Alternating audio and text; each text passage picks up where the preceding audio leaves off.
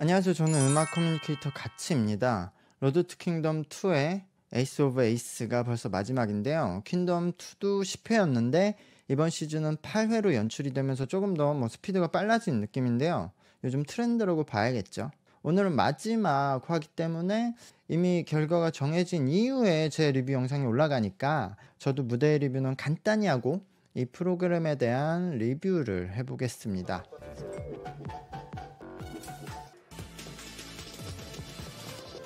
아, 태민 멋있어.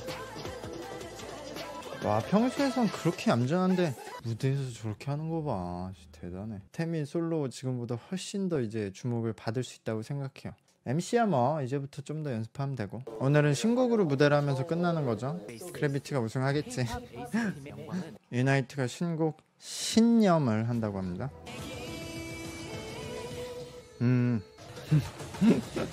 달려. 되게 전형적인 패턴에 멜로디는 캐치하게 짰는데 달려 이런 부분이 좀 전환 부분은 약간 애매해. 검을 들고 안무하는 것도 괜찮네요. 그 퍼스트 버스에는 매우 전형적인 패턴이었는데 그 안에서 캐치하게 괜찮게 풀었다고 생각을 했는데요.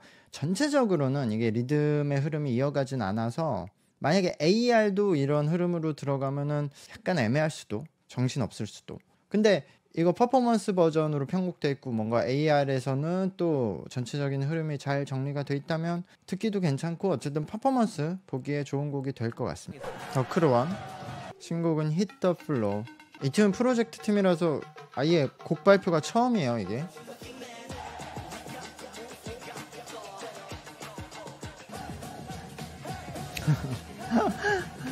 얘네들은 그냥 마지막이라고 생각하나 본데?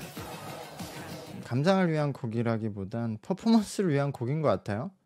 이 더크루원이 가진 그런 단체 안무의 힘이 잘 드러나지 않는 퍼포먼스였어요. 원래 그런 것도 있지만 프리스타일 댄스 느낌이라서 두 팀이 합친 프로젝트 팀인데 오늘 마지막 무대하고 다시 우리 각자 갈 길 간다라는 느낌의 퍼포먼스 느낌이거든요.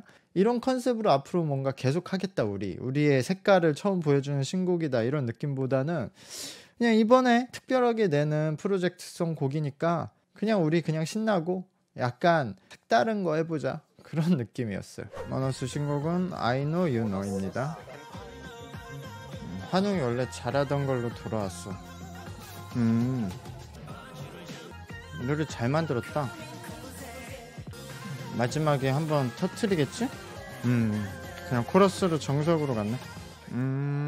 이건 리듬이 자연스럽게 연결되면서도 박자가 되게 변칙적이라서 신선한 느낌까지 줬거든요. 그러니까 이건 매우 칭찬해야 돼요. 그냥 잘 만든 노래에 되게 잘 만든 퍼포먼스였어요. 최근에 제가 들은 보이그룹 신곡 중에서 가장 좋은 곡이었거든요.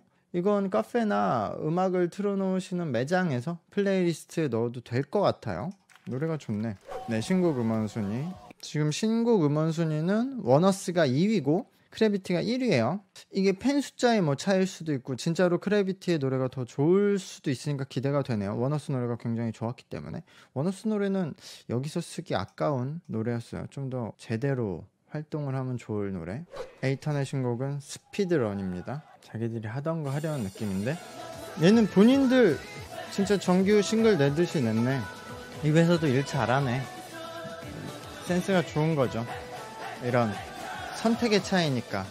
에이턴은 이번 방송을 통해서 자신들의 이런 스포티한 스타일을 많이 알렸기 때문에 마지막 신곡도 자신들의 그냥 스타일을 표현하는 것에 집중을 했어요. 좋은 전략이라고 생각합니다. 이게 회사들의 선택인데 우리는 이 방송을 통해서 마지막 무대를 어떤 모습을 강조하고 끝내느냐, 그게 선택이죠. 근데 그 선택의 차이로 희비가 엇갈릴 수도 있는데 이 퍼포먼스에 집중하던가 이 방송에 집중하던가 아니면 방송이니까 좀 특별한 모습을 보인다던가 그런 선택이 있을 수도 있고, 우리는 어쨌든 현실로 돌아가야 되니까 우리 원래 실제 활동 모습을 보여준다던가 그런 선택 중에 하나인 거죠. 어쨌든 전 이 선택이 에이턴한테는 좋았다고 생각을 하고, 에이턴이 아마 이 방송을 통해서 방송 전과 후의 인지도의 차이가 가장 크게 나는 팀일 거예요.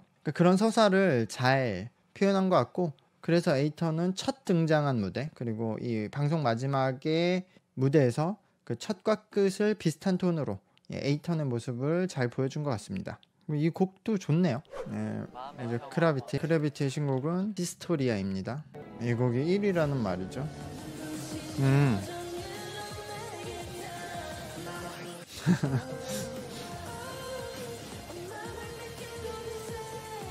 약간 유명한 곡에서 쓰이던 멜로디들이 잘 섞인 느낌이 들어요. 태양계를 테마로 한 건가? 그래서 저 커다란 원 모양의 위치에 이렇게 앉아있네요. 각자가 상징하는 뭐 행성들이라든지 그런 게 있는 것 같아요. 저 노래는 이 노래인 것 같은데 아니네 하면서 그러면서 이건 이 노래인 것 같은데 아닌데 반복을 하는 아주 익숙하면서도 종합 선물 세트 같은 곡이었어요. 그리고 이제 끝에 때 이렇게 끝나고 노래 재밌었어요. 빌드업 보는 것 같은데 그렇게 생각하면 빌드업 팀들이 노래를 잘한 거네. 이제 결과 발표인데 사실 크래비티가 될 거고 크래비티가 돼야겠죠. 원어스랑 크래비티 중에서 1위. 두 팀이 원래 팬덤이 가장 큰 두 팀이었죠. 네, 크래비티가 우승이에요. 축하합니다. 네, 방송 끝났어요. 최종 결과는 크래비티가 우승, 원어스가 2위, 에이턴이 3위, 유나이트가 4위, 더크루원이 5위가 되었습니다. 크래비티가 참가한 팀 중에서 가장 팬이 많은 팀이었는데요. 그래서 정해진 결과였다고 할 수 있지만 실제로 방송에서 보여준 퍼포먼스가 가장 좋은 팀이었기 때문에 우승이 당연하다고 생각하고요. 저는 이번 시즌이 의미는 있다고 생각해요. 시청률이 1%로 시작해서 그 미만으로 떨어졌고 화제성도 1% 중반에 있어서 이게 좋은 성적은 아니었는데요. 현직 아이돌 팀들을 모아서 경연을 한다는 포맷 자체가 이제는 좋은 시청률을 얻기 어려워요. 그러니까 처음 할 때나 신기해서 사람들이 봤지만 이 한계가 명확한 포맷이거든요. 신인 아이돌 오디션 방송은 내가 응원하는 참가자가 생기면 그 참가자가 여기서 데뷔를 하지 않으면 앞으로 한동안 혹은 영원히 데뷔를 못할 수도 있으니까 못 볼 수도 있으니까 응원을 적극적으로 하게 되는 동기부여가 되잖아요. 근데 여기서는 우승을 해도 안 해도 사실 큰 상관이 없으니까 기본적으로 서바이벌 방송이 가지는 그런 느낌이 생기지가 않아요. 그리고 이미 팬덤이 구성되어 있으니까 그게 투표 결과에 영향을 많이 끼치잖아요. 그래서 응원하는 팀이 없이 이 방송을 보는 시청자들은 결과에 의문을 가질 수 있는 구조예요. 그리고 화제성 있는 팀을 섭외하기도 어렵고 아이돌 팀의 무대로 대결하는 것이 팀마다 크게 변별력이 보이지 않는 것도 문제죠. 그래서 퀸덤도 점점 성적이 안 좋았고 시즌을 계속 이어나가기 어려운 포맷인데요. 아이돌을 좋아하거나 아이돌 관련 서바이벌 방송을 좋아하는 시청자 중에서 소수는 이 방송을 보겠지만 대부분은 참가하는 팀의 기존 팬들만 보게 되니까요. 근데 그렇다고 해도 의미는 있어요. 제가 리뷰를 하면서 자주 하는 말인데요. 생각보다 아이돌이 데뷔한 이후에 할 수 있는 마케팅 방법이 한정적입니다. 나갈 수 있는 방송에 나가고 유튜브 등의 채널에 나가고 인터뷰하고 개인 SNS로 홍보하고 보도자를 뿌려서 기사 내고 근데 이거는 모든 회사가 같은 건데 같은 것만 반복하는데요. 이게 실질적으로 우리 팀에 관심 없는 사람에게 닿기에는 진짜 제한적이거든요. 그래서 대부분의 분야의 마케팅이 그렇다고 보는데 엔터테인먼트의 마케팅도 대부분은 그냥 자본의 힘으로 어쨌든 양으로 승부하거나 그런 네트워크로 승부하거나 아니면 그냥 좀 조작을 하는 쉬운 방법을 선택하게 되는 구조예요. 그런 상황에서 이렇게 데뷔 이후에 더 많은 노출을 원하는 팀이 할 수 있는 일이 없다는 거죠. 적다는 거죠. 다른 오디션 방송의 멤버들이 개별로 나가면 데뷔하게 되면 팀 활동에 영향을 주는데 이 방송은 팀을 유지하면서 조금이나마 이 팀의 새로운 팬을 유입할 수 있는 찬스라는 거죠. 그게 매우 적은 숫자라고 해도 그 숫자도 얻기 힘들다는 거죠. 이번에도 어쨌든 참가한 모든 팀들이 조금이라도 더 알려졌다고 제가 느껴지고요. 근데 그 조금을 얻기가 정말 힘들다는 겁니다. 그래서 저는 다음 시즌이 만약에 된다면 퀸덤이나 기획을 조금 바꾸면 더 좋을 것 같아요.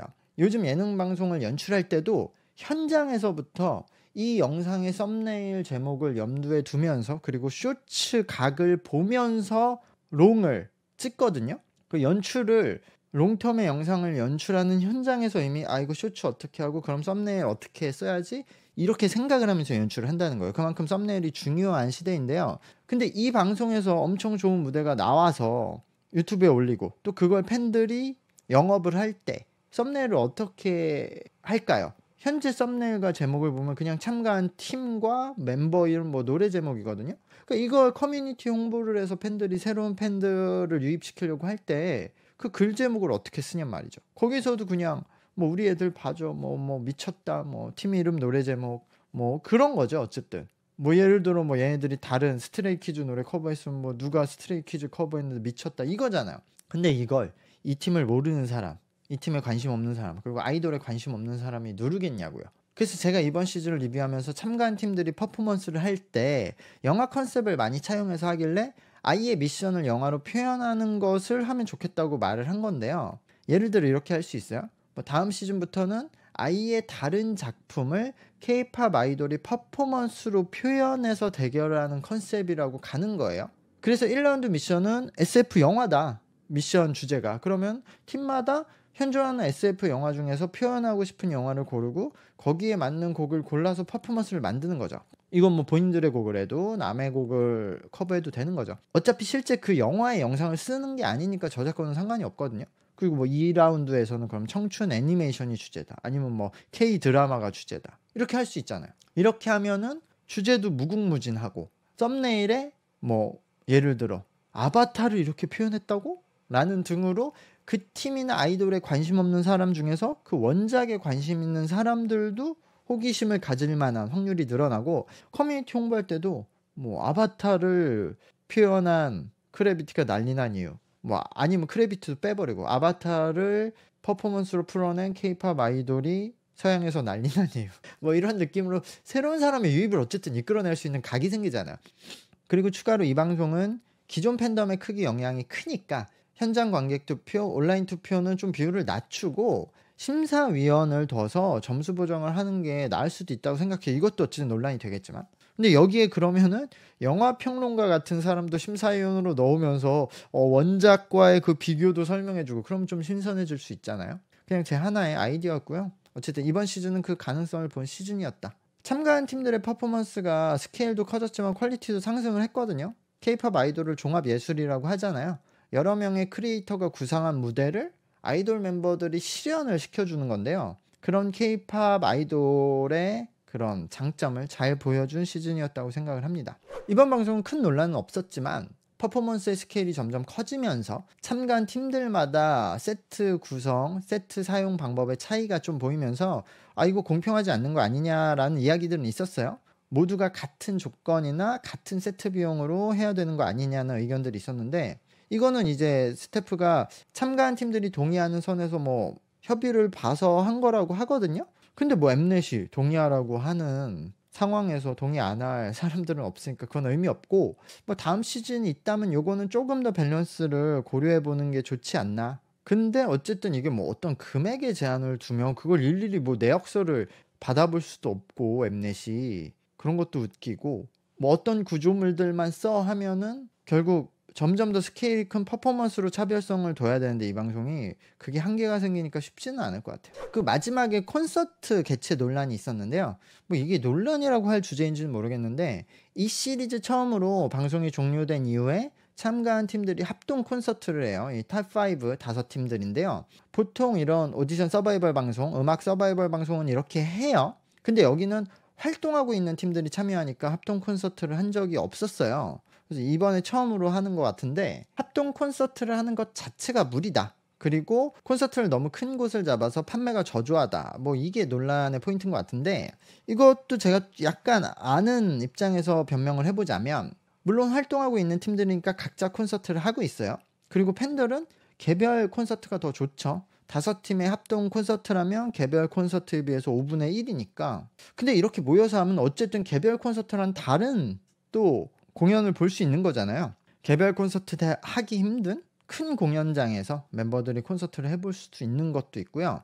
아예 단독 콘서트가 힘든 그런 팀들도 있으니까. 그리고 개별 콘서트보다 멤버들은 어쨌든 덜 힘들 거예요. 5분의 1이니까. 그러니까 부담은 적을 거고. 그리고 이게 막 계속 하는 게 아니라 요번에 방송 끝나고 하는 거니까 뭔가 부담 없이 페스티벌에 참여하는 느낌으로 참여를 하면 참가하는 멤버들에겐 나쁘지 않다고 생각을 하는데요.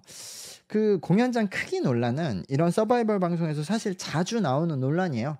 빌드업도 방송 종료 후에 그 4천석이었나? 거기 콘서트에서 했는데 공연장 뭐 못 채워서 취소가 됐나? 어쨌든 그랬고, 심지어 스맨파도 이제 지방 공연에 판매가 잘 안 된다고 그때 비슷한 논란이 있었어요. 근데 이거는 사실 공연장 대관을 되게 미리 일찍 해야 돼서 그럴 가능성이 높아요. 우리나라는 공연장이 좀 부족하거든요, 지금. 그래서 공연장이 대관을 오픈하면 거의 뭐 6개월 이후까지 예약이 완료가 돼요. 공연장이 3개월씩 오픈하거나 6개월씩 오픈하거든요. 그러니까 그게 그냥 금방금방 대관이 꽉 차거든요.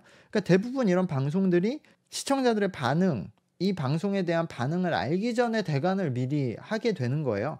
당연히 방송이 잘 될 거라는 기준으로 어쨌든 넉넉하게 잡을 수밖에 없는 거죠. 이번에 여기 올림픽공원 돔을 잡은 것 같은데요. 거기가 15,000석인데 여기 참가한 팀들 7팀의 관객 동원령을 다 합쳐도 뭐 10,000명 조금 넘는 수준? 10,000명이 될까 말까 하기 때문에 사실 15,000석을 잡은 건 무리다 애초부터 이렇게 또 말하실 수 있는데, 이것도 있는 게 그 이하의 적당한 공연장은 예약을 할 수 없는 상태였을 가능성이 높아요. 뭐 10,000석, 8,000석 이 정도 공연장 예약이 더 힘들거든요. 그 밑도 마찬가지예요. 뭐 5,000석, 4,000석은 더 힘들어요. 그러니까 15,000석을 채울 수 있는 공연이 많이 없으니까, 이건 공연장이 적지만 그래도 여기를 대관하려는 팀들이 적어서 경쟁이 덜한데, 이 밑에 10,000석 이하는 채울 수 있는 팀들이 많으니까 우리나라도 그렇고 해외에서도 이거 거의 1년 예약이 풀로 계속 항상 되거든요. 그러니까 어차피 그 밑에 공연장은